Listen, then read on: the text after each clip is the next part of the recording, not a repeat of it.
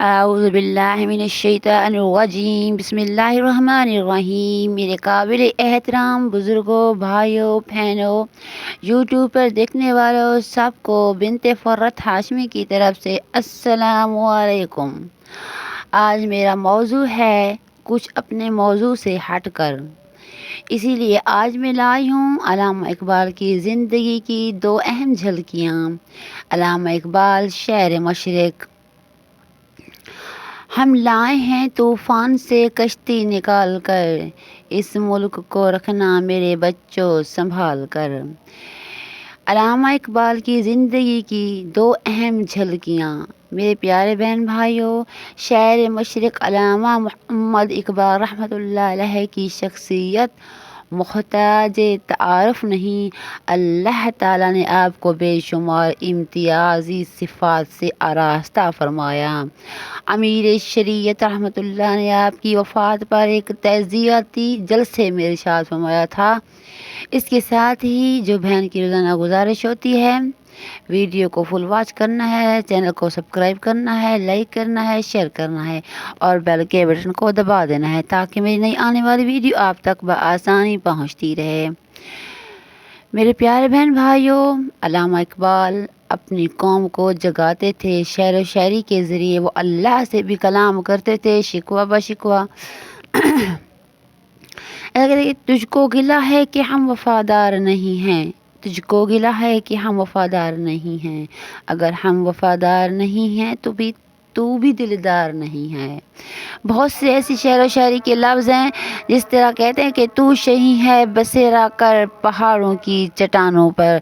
بہت ہی ایسے شعر ہیں، اگر میں شاعری پر آؤں تو پھر بس جتنے موضوع لکھتے جائیں وہ شاعری پر چلتے جائیں، لیکن میں آپ کو دو کے ایسی زندگی کے لمحات بتانا چاہتی ہوں۔ اگر قوم اقبال کے کلام کو سمجھ لیتی تو غلام نہ رہتی، اگر انگریز اقبال کے کلام کو سمجھ لیتے تو اقبال نہ رہتے۔ یہ سبحان اللہ، یہ کیسی بات کر دی کہ اگر قوم اقبال کے کلام کو سمجھ لیتی تو غلام نہ رہتی، اگر انگریز اقبال کے کلام کو سمجھ لیتے تو اقبال نہ رہتے۔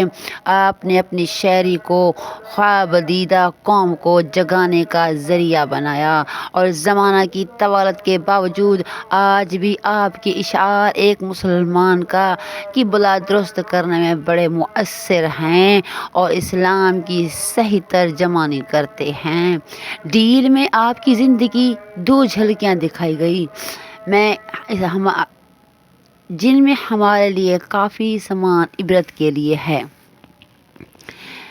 میرے پیارے بہن بھائیوں، ایسے ولی اللہ ہوتے رہتے ہیں کہ ان کے لیے اگر کوئی واقعہ بیان کیا جائے تو وہ بہت ہی اچھا ہوتا ہے۔ ایک دن والد محروم نے مجھ سے کہا، میں نے کہا تمہارے پڑھانے لکھانے میں جو محنت صرف کی ہے میں تم اس سے معاوضہ چاہتی ہوں۔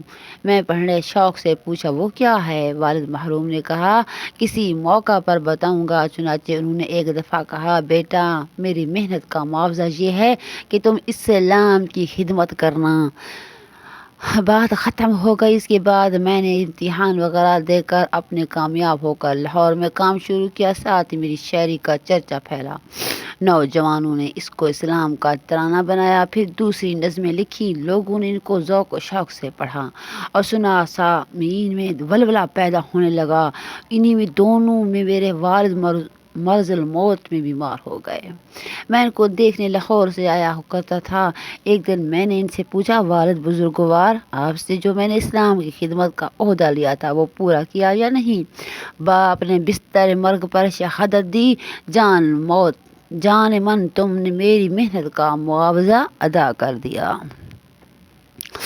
علامہ اقبال نے علماء راسخین سے استفادہ علم و دین کی تمنا کا اظہار یوں کیا کہ میں جو اپنی گزشتہ زندگی پر نظر ڈالتا ہوں تو مجھے بہت افسوس ہوتا ہے۔ میں نے اپنی عمر یورپ کا فلسفہ وغیرہ پڑھنے میں گوائی۔ خدا تعالیٰ نے مجھ کو قوہ دماغ بہت اچھے عطا فرمائے تھے۔ اگر یہ کبھی دینی علوم کے پڑھنے میں مصروف ہوتے تو آج خدا کے رسول صلی اللہ علیہ وآلہ وسلم کی میں کوئی خدمت کر سکتا۔ اور جب مجھے یاد آتا ہے کہ والد مکرم مجھے علم دینی ہی نہیں پڑھانا چاہتے تھے اور کلک ہوتا تو کے باوجود اس کے یہ صحیح راہ بھی معلوم تھی تو بھی وقت کے حالات نے ان پر چلنے نہ دیا۔ بہرحال جو کچھ خدا نے علم میں تھا مجھ سے بھی وہ کچھ ہو سکا میں نے کیا، لیکن دل چاہتا تھا کہ جو کچھ ہوا اس سے بڑھ کر ہونا چاہیے تھا، اور زندگی کی تمام نبی کریم صلی اللہ علیہ وسلم کی خدمت میں بسر ہونی چاہیے تھی۔ اللہ تعالی ہمیں بھی زندگی میں خدمت دین کی سعادت نوازے، آمین ثم آمین۔ اللہ تعالی اپنے ان بندوں کو پسند کرتا ہے جو غیرت مند ہوتے ہیں۔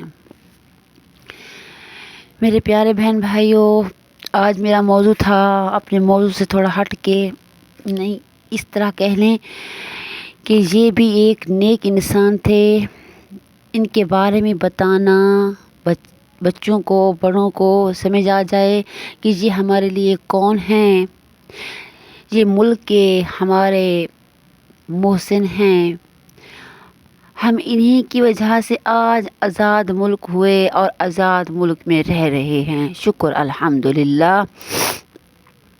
اس کے ساتھ ہی میرا موضوع ایسا اور کوئی نہیں کہ آپ سمجھیں کہ یہ سیاست کی طرف جا رہی ہے، بالکل نہیں، بلکہ اپنے ملک کی خدمت کے لیے کہنا چاہوں گی کہ پاک فوج کے لیے دعا کیا کریں، اللہ تعالیٰ ان کو ہمت عطا فرمائیں، کیونکہ زلزلہ ہو چاہے سیلاب ہو چاہے کوئی ایسی جگہ ہو جہاں وہاں امداد کے لیے صرف پاک فوج ہی پہنچتی ہے، چاہے جس کی بھی حکومت ہو، اللہ تعالیٰ ہمارے ملک پاکستان کو اور پاک فوج کو تا قیامت قائم و دائم رکھے۔ آپ کی بہن روزانہ آپ کے لیے بہت اچھے اصلاحی بیان لاتی ہے، آج میں بھی آپ کے لیے اصلاحی بیان لے کر آئی ہوں۔